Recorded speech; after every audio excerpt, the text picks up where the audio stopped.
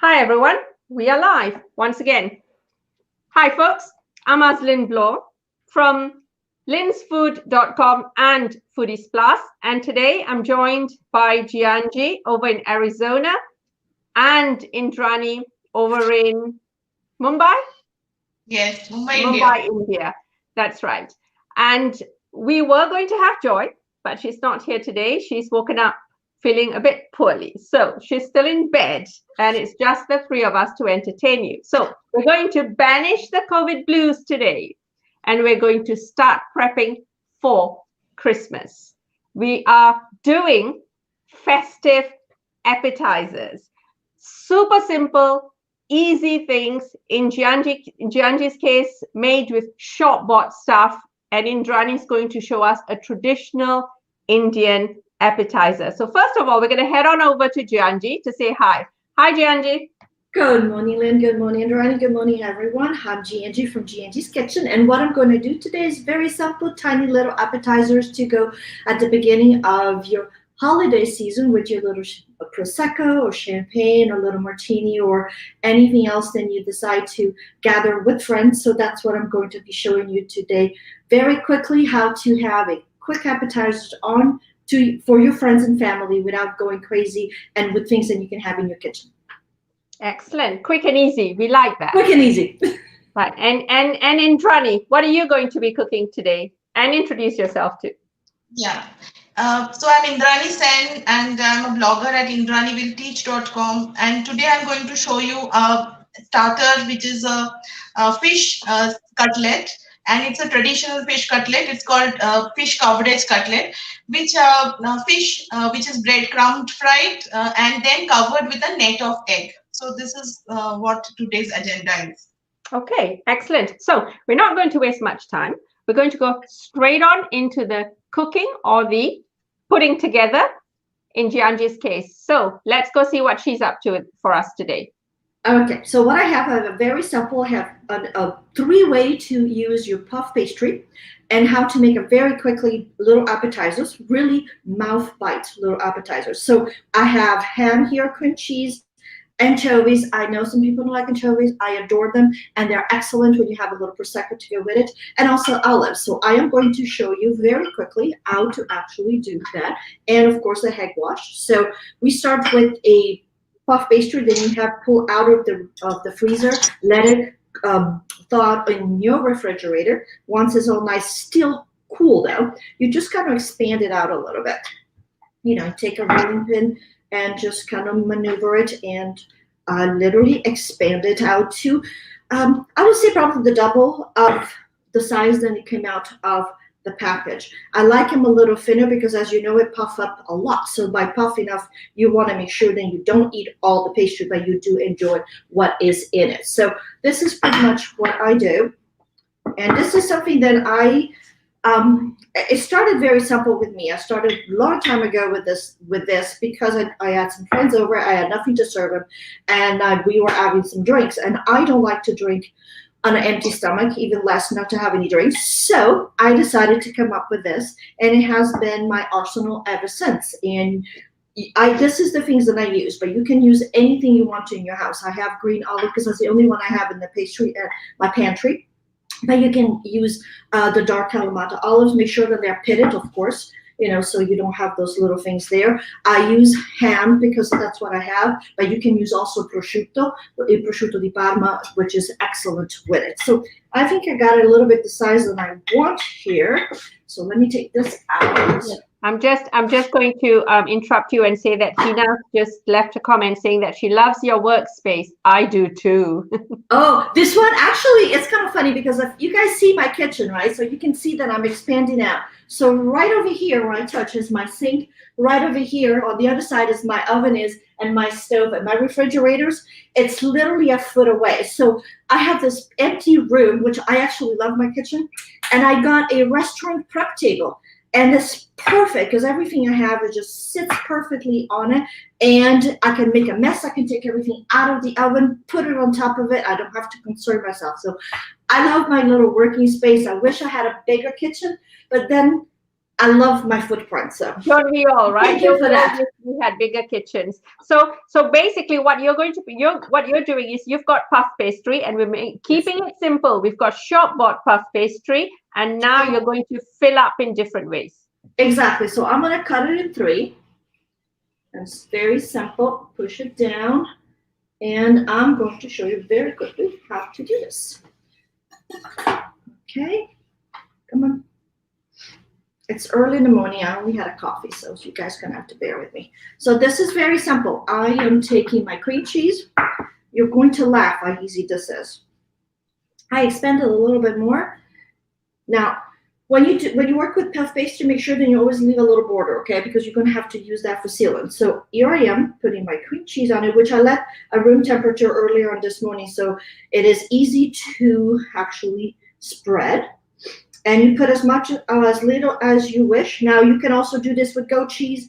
I use this, cream cheese. Goat cheese is excellent with it. You can also use, if you have a brie, you can put a little bit of brie to it, cut it very thin slices, put it down as well. So let the imagination go wild and do this as you wish. This is my favorite thing. Now you see, I take the ham. There you go. And I cut one slice of ham. I cut it in 3 pieces. Actually, 2 pieces, terribly sorry. That. Okay, so do you see so far what I've done? Yep. Okay, pastry, cream cheese, ham. Got it. Yeah, that's it. So then what I do, I start with the ham hairs and I roll it. And I actually have enough to make a second one. So what I'll do, I'll just put it like this. Once you don't see the ham anymore, you take your knife and you cut it. Cut it right there.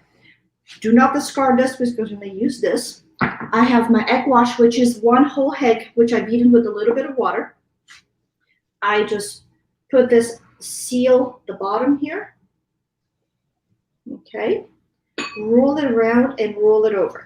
The trick on your puff pastry not to open up when you cook it, when you bake it, is actually to make sure that the seal part is underneath it. Press down a little bit. Now to give it a cute little design, I always go on a diagonal because it's a lot more fun and you can get a lot more out of it too. And you just got it, I would say a finger size, maybe a centimeter.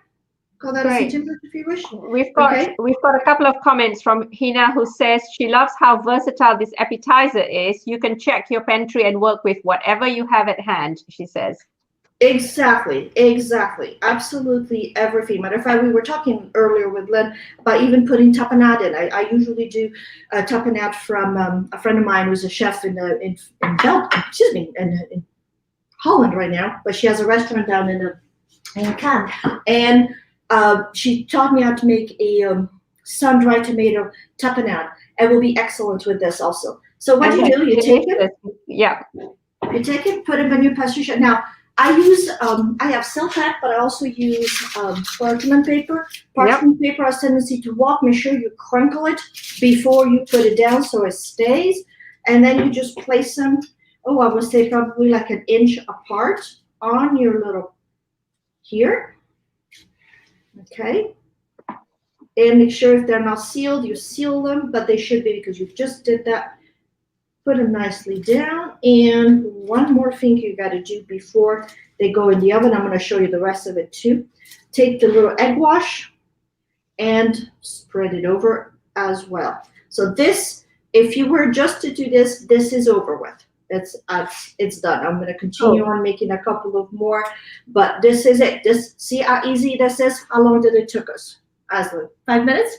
5 minutes, 2 if we weren't talking so much, but hey. Well, come on, I'm French. I love to talk. I'm alone all the time with a teenager. Do you think I have no one to talk to? I said we, I didn't say you. Well, listen, I'm at home alone all day long with a teenager. Trust me, it's like being alone. Yeah. And I think I talk more, my dog talks back more than my kid does. All right, your excuse. Okay, so now you're going to be doing the second one. What I'm going to do is let you layer them up. Don't roll them up. We're going to go to Indrani and we'll come back to you to see the second and third layers. Okay. Fantastic. Right. Let me see if I can work this camera. Yeah, here we go. Indrani. Hi. So for this cutlet, this is my ingredients. I have taken fish fillet, and you can take any fish fillet, sea bass, or this is baramundi fish fillet, and Indian. And then I need to marinate that like for 5 to 10 minutes with ginger garlic paste, and then I have this uh, coriander and green chili paste and lemon juice. So I'll just show you the marination. So you are going to be making a traditional. Is it Bengali? Is it? It is Bengali. So during the colonial period, Kolkata used to be the capital. It's like a winter capital of the country. So what happened was there a lot of dishes which were influenced by British colonial era. So we got this fish coverage cutlet, which is also known as fish kobiraji in Bengali. But I have tried searching the British cuisine, I have not seen this cutlet over there. So I have heard that this is little bit influenced by Portuguese cuisine also, because one British man had eaten some in some restaurant, and then he discovered this dish. Okay. So yes. So you are making fish cutlets, and first of all, you're marinating the fish with ginger and garlic paste. If it falls, it's my fault. I told you to balance it on the wok. Indrani is marinating the fish with ginger and garlic paste, and then the paste of coriander. That's cilantro, by the way, and green chilies. So, okay. Next step. So once you marinate it, then after this, what I'll do it is I'm just lowering my camera. Otherwise, it will lead to some disaster. No, we can see actually. Okay, yeah, that wok is much closer.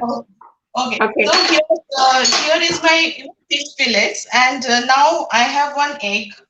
This is the egg. So I just did coat this fish in the egg, and then I have breadcrumbs here. Yep. So I roll it in breadcrumbs. So essentially, you are actually marinating and then covering the whole pieces of fish.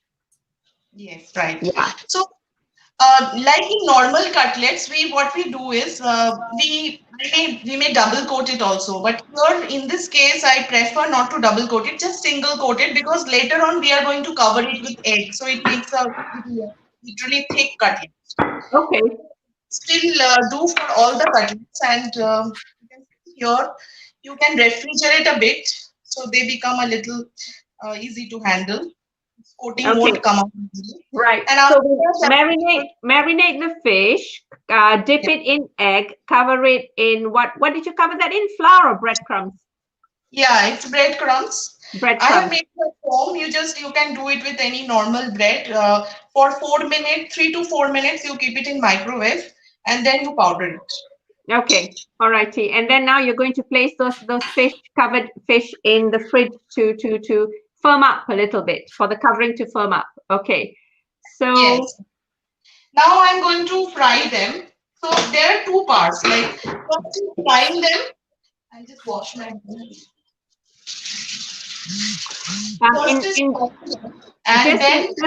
Just to interrupt you, Monica says that she loved the information about the cultural origin of the recipe. So yes, thank you. So, I'm just adding oil here. Okay, so we can't. So you want to move the camera down so we can see the wok. That's it. Yeah. So here now I'll fry the fish cutlets. There are two parts. Like first I fry the fish cutlets, then I have to cover it with the net of eggs. So there are two parts of the remaining of the recipe. Okay. So once while you're waiting for the okay, were you going to fry one now? Because the oil, presumably we have to wait for the oil to heat up. Yeah, it will take a little bit time, 2 minutes. Let us see what Giangi is doing. Okay, righty ho. Let's go back to Giangi and we'll come back to Mumbai in a bit. Yeah. Right, we're back, Giangi. I am back. Okay, well, I don't have enough olives because as you were talking, I decided to eat. No. Just kidding. I love olives. So, okay, this is the other part that I've done. Now, I use plain green olive, like I said, because I didn't have anything else in my house. Okay, you can use any cream cheese stuff, blue cheese. Sorry about my dog. Olives, any kind of olives, except garlic stuffed olive, because it's not pleasant when you're having a New Year's Eve party or a gathering with friends or even family, gulping on a big things of garlic and then having to talk to people. I'm sorry, I personally don't particularly care for it. So this is what I did. I mean, this is, like I said, the simplicity, it doesn't stop there. I put just a little strip that I showed you before. I lay up all the anchovies that I had. I made 2. And then the same thing with the olives. And guys, literally, this is nothing to it. You just take it, roll it. Have you got cream cheese on all the layers? No, I don't. I can put cream cheese on the olives. That should be kind of fun. Why don't we do that? But definitely not the anchovies, because we don't. Not the anchovies. Not with the anchovies, because it's it tastes different. It just doesn't kind of go with it. And also, there is another thing. When you do with the pastry, make sure that it's thin enough so you can actually taste the anchovies. You line them up. I usually have the Italian can of anchovies, which are all in. I never buy them rolled. Always buy them in the jar. And unfortunately, I ran out and I couldn't go to the store, so I had one of those little tin. I like the Italian better because they clean them better. They take all the little fuzz off. So I've been kind of cleaning all the little the shell inside part of the bones, right? Yeah. So I can't find the word. It's too early in the morning. So that's what I did. So if you have the Italian kind, just get those. Always get them in the jar, never onto the metal thing, mainly if you're not going to use them all. So let's have fun with this. I just move all the little olives off. Put some of this to it. That'll be kind of fun to taste it. Okay, so we can just, I'm very quickly just going to head on back to Indrani, because we can see that she's just starting to fry the first piece of fish. Oh, great. Indrani, we're watching you fry the fish now, by the way. Oh, yeah. So you can fry the fish. It's like you don't have to fry it at high heat, because later on again we are going to put it in oil. So here the fish is fried. Okay. Like this we do for another one. Okay. So while you're frying the second one, we're just going to go back to. I'll just tell you about this. We make this egg batter. Okay. So this egg batter, you can put a little 1/2 teaspoon of corn flour in it and beat it and keep it for some time, so it will become a little liquidy. So is that just beaten egg and a little bit of corn flour or corn starch for the Americans? Yes. So corn starch, and if you keep it for some time, you see that it will be a little, little thin. Yeah. Yeah. So that is needed for our making the net, basically. The second covering. Okay. Yeah. I'll let you continue frying the fish. We'll just go back to Giangi. How are you doing? I'm doing good. What I'm doing, I rolled the first one with the cream cheese for the olives. Then I'm rolling the little anchovies. I'm doing the same thing as I did the other one. I'm just pretty much taking one side, putting the egg wash to it. Okay, and literally rolling it. So you're basically, we've got shop-bought puff pastry with, so those of you who've just joined us, Giangi had a shop-bought puff pastry. She cut it into a few strips, and she's making 3 different fillings. The first one, in case you missed it, was cream cheese and ham. That's it, cream cheese and ham, and she rolled it up. There you go. rolled it up and cut it up into those slices and gave them an egg wash. And now she's got an olive strip and an anchovy strip, and she's going to do the same thing until you're going to cut and top with an egg wash. Yes. Now, if you look at it in a perspective, we only use one puff pastry sheet. So I call it the gift that keeps on giving, because you can just do so much of it with just one of it. So you have it, and you can use the other puff pastry to make dessert with it. You can make beautiful apple tart or anything else that you want to. Yeah, So or just place them in the oven and eat them as they are, sprinkled with sugar. Oh, oh. Well, but it's got to be all butter, though. It's got to be all butter puff pastry.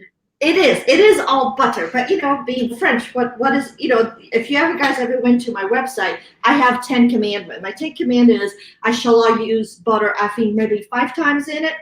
And life is too short not to enjoy butter. Of course, we have to be in moderations, but sometimes you just moderation is the key to everything, right? Exactly. So, okay, so you are basically cutting up your finger food, hors d'oeuvres, whatever you want, noodles, whatever you want to call them, and then you're going to place them in the oven. I'm just quickly going to head on over to Indrani to see if she needs us.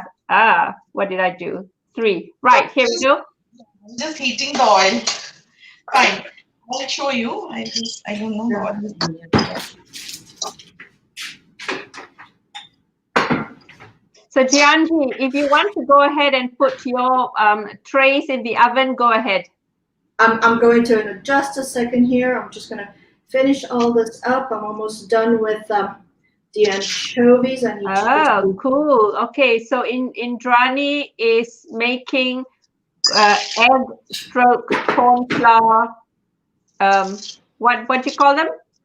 It's a coverage. It's called coverage. Now I'm making the coverage. Okay. It's called cutlet. So this is the net of egg.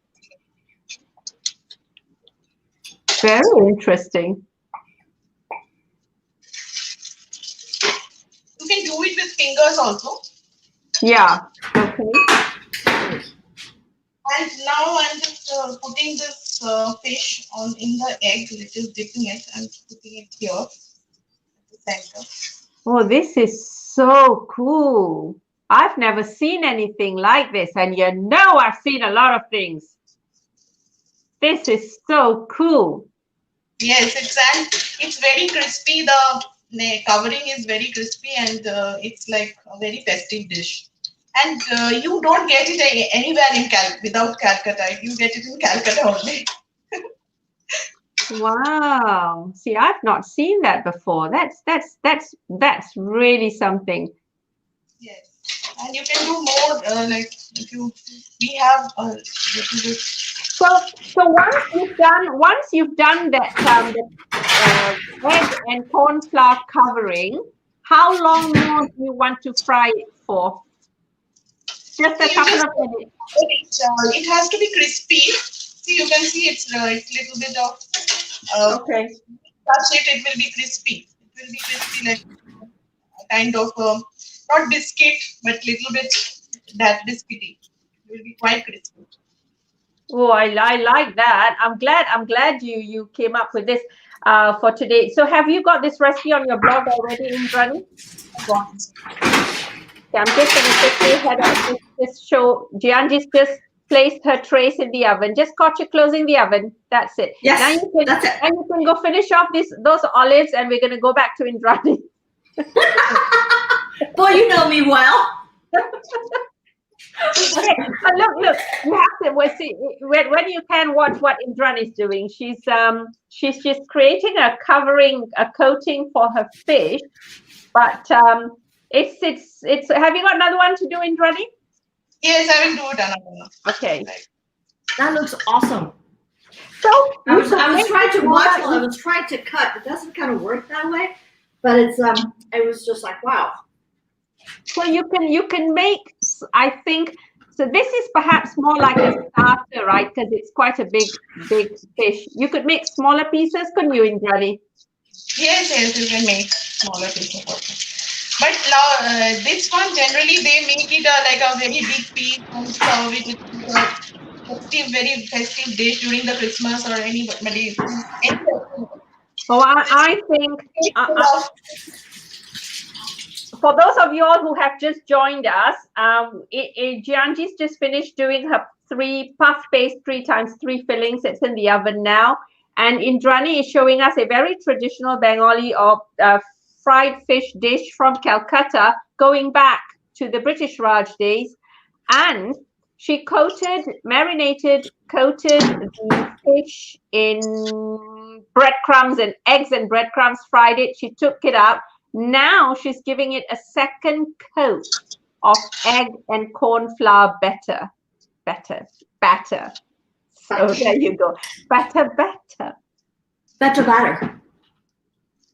You say better, I say better. That's right. It's kind of fascinating because, you know, you guys say schedule, we say schedule. You say hill, we say sick. Yeah. There you go. There she's just doing the corn flour coating again. So you know what? When we were on Google Plus, we used to do. It's just for the crispiness. You can, if you want to avoid corn flour, only do it with eggs. It will be crispy with eggs also. Okay. Yeah. Very little, like half teaspoon corn flour you can get.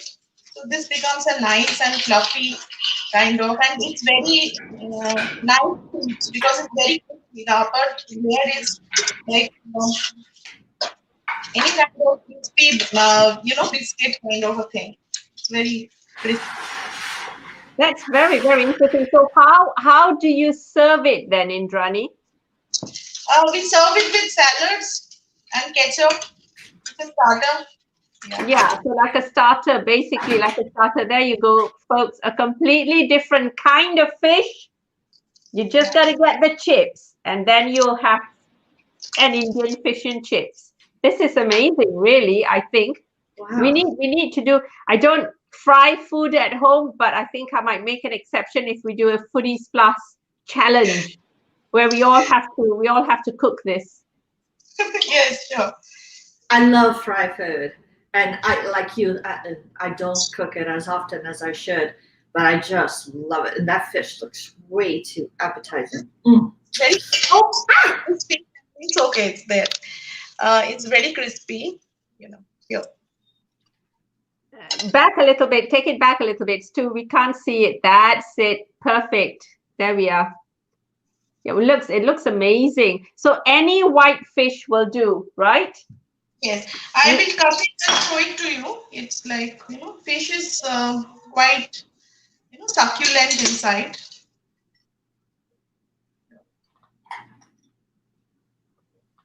It looks, it smells amazing. It smells amazing. I know.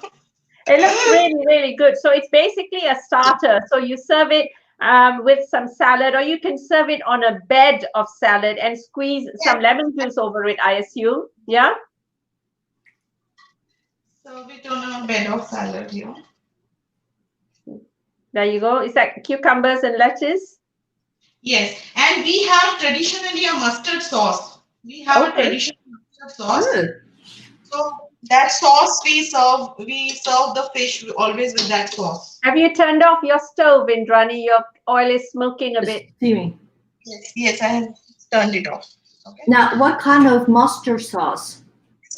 Mustard sauce. Now, this mustard sauce, I'll tell you what is the speciality of it. We use Dijon mustard for this, first of all. So it's spicy, and here this is traditionally made with raw mango. Ooh. Raw mango. Yeah, and then made a paste. Okay, so pureed green mango and mustard. Okay, cool. I found this exhaust a little. If it was my house, the smoke alarm would have gone off ages ago. So is mine too. Yeah, crazy. We just changed the battery to a smoke alarm, and this last week, every time I put the stove on, it would go off. Oh no. Right. No, mine is connected to the fire department, so I do get a phone call. Hi, do you have a problem? I'm like, no, it's just me cooking. Right. So Indrani, show us basically you've got a bed of salad. You've got some onions and or is that reddish? Something red anyway. Oh, Yeah, onions, potatoes, radish. Okay, and the fish on top. That's it. You can move your plate closer to the wall, and we'll see it better. That's it. Yeah, that looks amazing. So it's basically a starter, isn't it? And what is it called again? Fish kobiraji, it's called. Fish How do you kobiraji. spell it? The second word? Kobiraji. Ragi. Okay. Yeah. Kobiraji. Ji, Kobiraji. Okay, all righty. I know I asked you, but I don't know if you answered me. I can't remember. Have you got this recipe on your blog? Yes, it's there. Cool. It's Okay. So for those of you all who are watching us on YouTube, I'll come around either later this evening or tomorrow and place the links to both recipes, all recipes. Although Giangi's is a pretty simple puff pastry. Have you got it on your website, Giangi? As a matter of fact, I do. I have the cream cheese with the ham on my blog, and I also have sometimes what I do with the puff pastry. I put a mix of mozzarella cheese, pecorino cheese, as well as Parmesan cheese. I grate it. I chop some fresh rosemary, put it all together, a little bit of pepper. I put the flat pastry down, and I make some straws, some little long straws. So I put 2 pastry shells, cut them, twist them. So I have both recipes there on the blog as well. So I can put the links later on too. Great. I'll add the links to it. And now Indrani is going to have some and tell us how good it is. Yeah, yes. I was telling that, see how crispy. You can even hear the sound. It's very crispy. I don't know. Okay, you now can you hear. have to eat it, Indrani. No, Eat it. not mishandle it. Eat it. It's 10 o'clock where you are, right? So you already had dinner, did you? I know. It's the poor girl. Look, it's 4:30. So what time is it now? 10 o'clock. 10 o'clock in the evening. 10 p.m. for Indrani. So it's a little bit late. So we are now waiting for Giangi's puff pastry appetizers to be done. Are they done? Give it a minute. One more Okay, give minute. it a minute. So tell us what are you planning to do this Christmas, Giangi? It's going to be very simple. See that we are, just the 3 of us. And what we're going to do, we are going to do the traditional Christmas Eve and Christmas Day dinner, even though we kind of, scale it down a lot. But that's pretty much what we're going to do. I usually make a nice dinner on Christmas Eve, which is always fish, a soup, and a fish base. And then on Christmas Day, I usually make duck or a rack of lamb, depending of the flow of my family. I am the duck, they are the lamb. I love them both, so we just gotta do both. I will squeeze my duck in there somehow. Somehow they don't like duck, and I do love it, so I will squeeze the duck à l'orange in there before the holiday is over. Yeah, definitely at some point. And what about you, Indrani? Do you do anything special? And what are the Christmas celebrations like where you are? Okay, so it's a big celebration. Actually, they call it Borodin. Everyone, region or anything, we all celebrate in the sense we get cakes, Christmas cakes from the market. We never used to bake during my childhood, but father used to bring a Christmas cake compulsory, and we had a big family, joint family. We used to distribute and eat, and in the evening we used to go to this region called Park Street, where Christians actually they are located. They live. Lot of Christians live, Bengali Christians. And there is a huge celebration. All the market is there, it's lit up, and we go there and have a good time. Like we eat outside. Okay.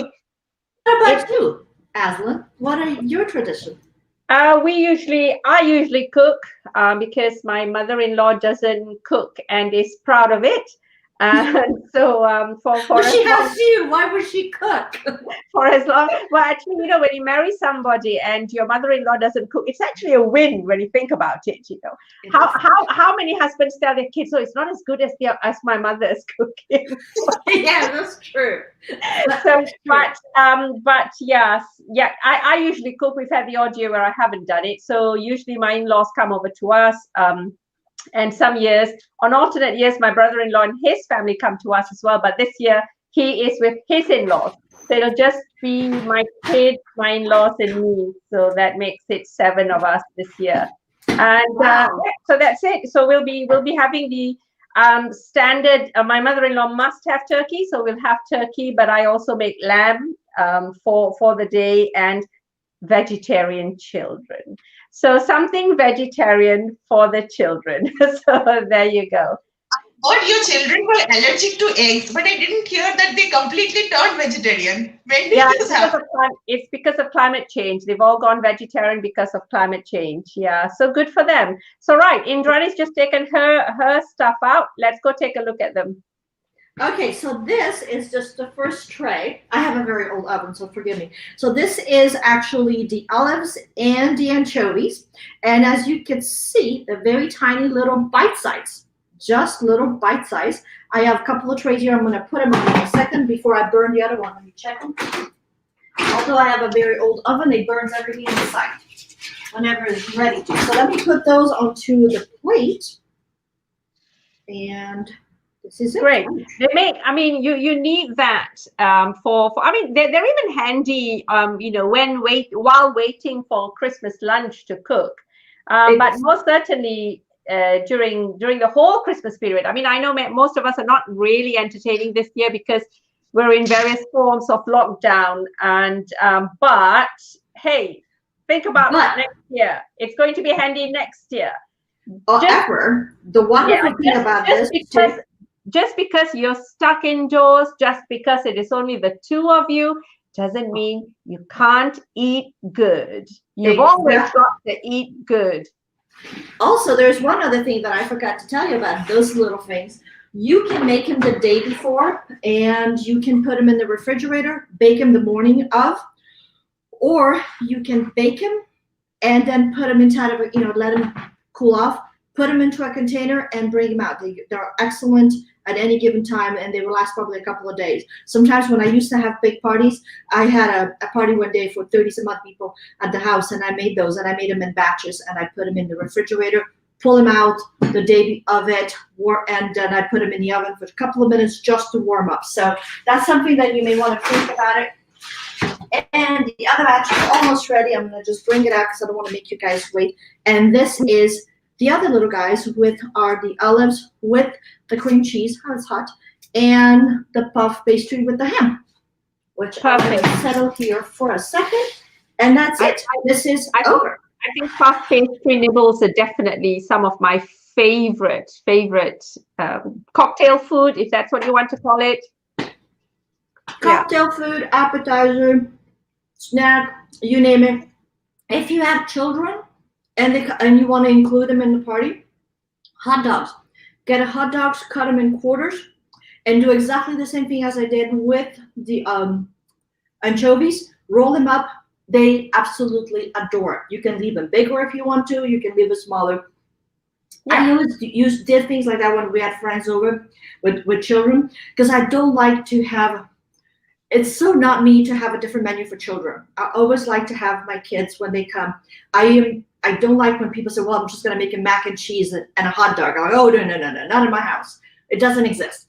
So I always cater, however, to little things for them. So the little hot dog, they felt adult having a little Shirley Temple or any kind of drink with, the same food that we did. So just kind of something to keep in mind as the party goes along. And as we're all stuck at home, like you're saying, it would be kind of fun to do something for us this way and something similar with the little ones. So we make them part of the Absolutely. The little guys have to be included in parties as well.